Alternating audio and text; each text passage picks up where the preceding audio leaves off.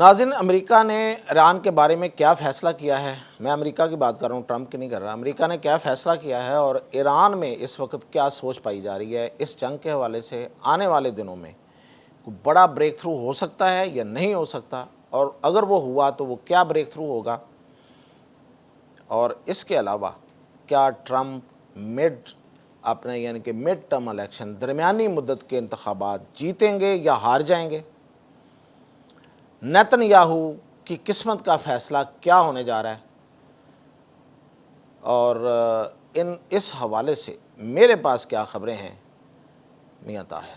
देखिए, सबसे पहले तो मैं आपको बताता हूँ कि ब्रेक थ्रू क्या हो सकता है जिसकी ख़बरें आ रही हैं। लेकिन सबसे पहले तो मैं आपको ये ख़बर बता दूँ, ख़बर भी है, मेरा तज्ज़िया भी है कि मिड टर्म इलेक्शन ट्रंप हारेगा। ट्रंप के जीतने की उम्मीद अब बहुत कम रह गई है। गो के वो कोशिश कर रहा है। ये जो मैं अभी ब्रेक थ्रू जो बताने जा रहा हूँ, ये बेसिकली ये कोशिश है कि वो अपना डैमेज कंट्रोल करे। लेकिन डैमेज इतना ज़्यादा हो गया है कि वो कंट्रोल करना, उसको रोकना, उसको इवन मिनिमाइज़ करना, कम करना बहुत मुश्किल हो गया।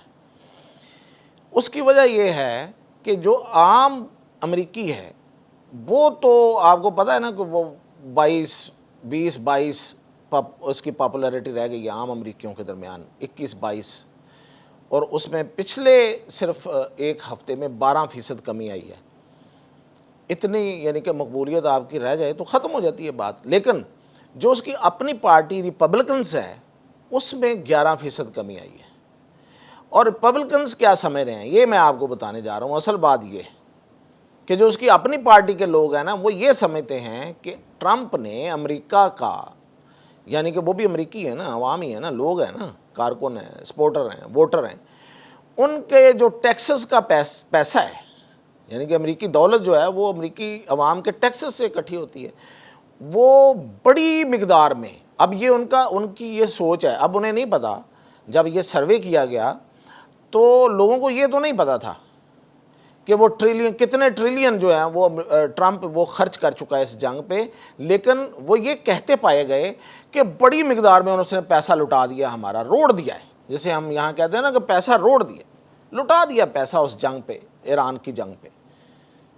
अब ये उसकी अपनी पार्टी में ये सोच है, तो वो ये आगे ये सोच रहे हैं कि भाई हमारे टैक्सों के पैसे जो हैं वो ट्रंप ने वहाँ पे जाके लुटा दिए। फॉर व्हाट, किस चीज़ के लिए? यानी कि हमें वहाँ से क्या मिलना है कि हम इतनी दूर जाके मिडल ईस्ट में जाके ईरान के ऊपर जाके हमले कर रहे हैं।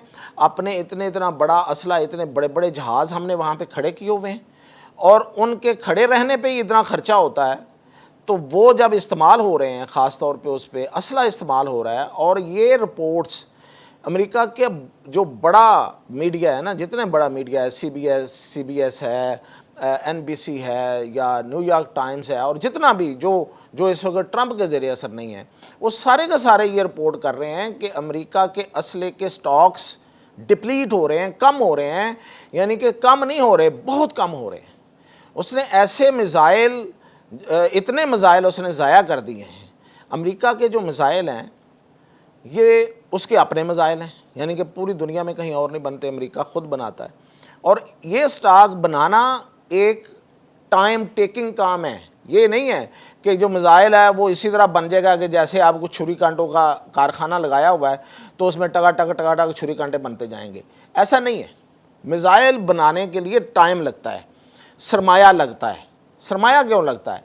कि मिज़ाइल का बारूद और मिज़ाइल में ख़ास तौर पर लगने वाली चिप, आपको पता है चिप की तो दुनिया है इस वक्त। ये जो चिप्स लगती हैं छोटी छोटी, मैं आपको कई दफ़ा उसकी बातें बता चुका हूँ कि चिप्स क्या होती हैं और उनकी क्या अहमियत है, और वो कितनी महंगी हैं, और किस मुल्क के पास सबसे ज़्यादा है और अमेरिका के पास नहीं है उतनी ज़्यादा।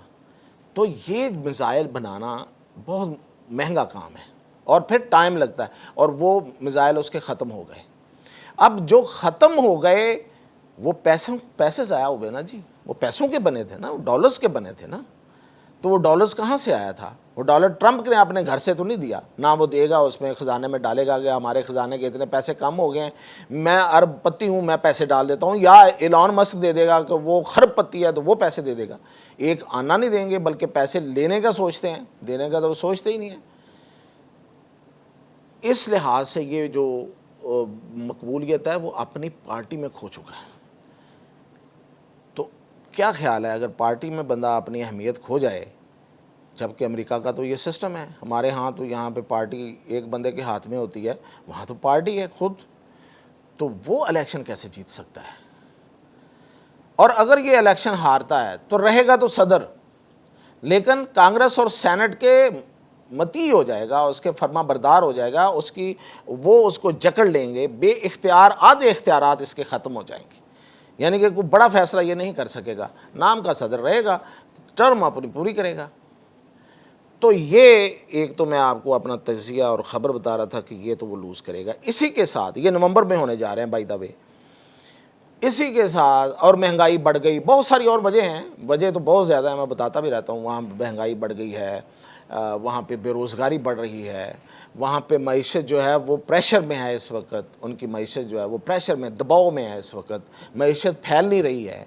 फिर वहाँ प्रोडक्शन जी शुरू करना चाह रहा था अमेरिका के अंदर, यानी कि ये चाह रहा था कि अमेरिकी कंपनियाँ वापस आके अमेरिका के अंदर आके काम करें, वो नहीं हुआ आज तक।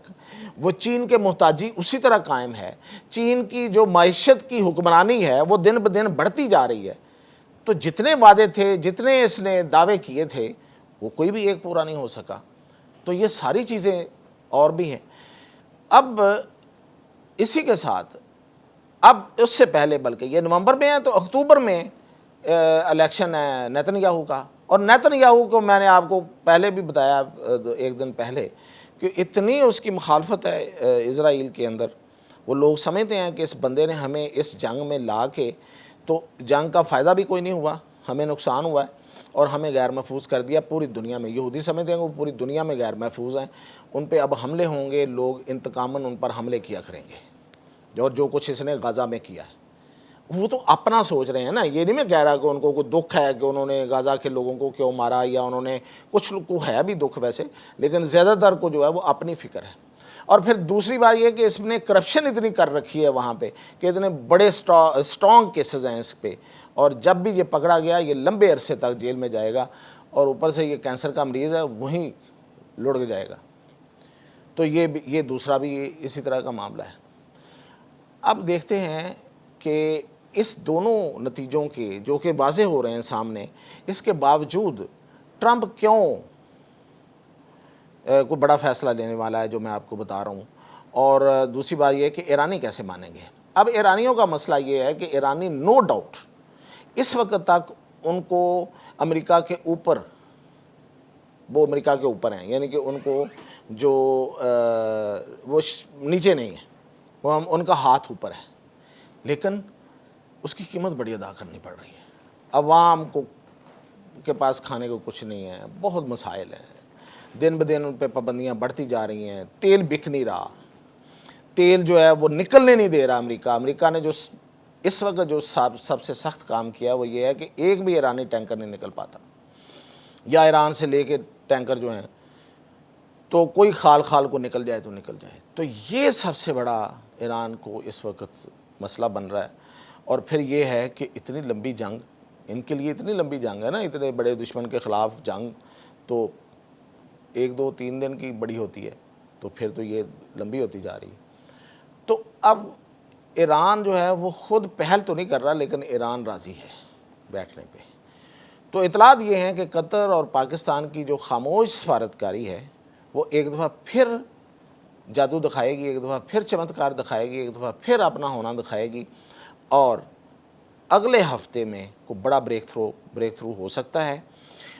उसकी वजह जो है वो पीछे वो ये है कि ट्रंप को अब अच्छी तरह से एहसास हो गया है, और लेकिन उसको उसके मशीर बता रहे हैं कि शायद वो अभी वापस हो सकता है। और दूसरी बड़ी वजह जो मैं इस बातों में भूल गया वो ये है कि ट्रंप ने जब पिछले दिनों अमेरिका के अंदर कौमी सलामती का अपना इजलास बुलाया, और उसमें तमाम उसने पेंटागन और CIA और तमाम इंटेलिजेंस एजेंसियां और सबको बिठाया, माहिरीन को, और उन्होंने कहा कि मुझे जंग में फ़तह का तरीक़ाकार बताओ, तो सब ने कहा कि नहीं हो सकती फ़तह, ये शिकस्त और शिकस्त ही रहेगी, हमें जंग में इस हद तक नहीं जाना चाहिए, वापस आ जाना चाहिए।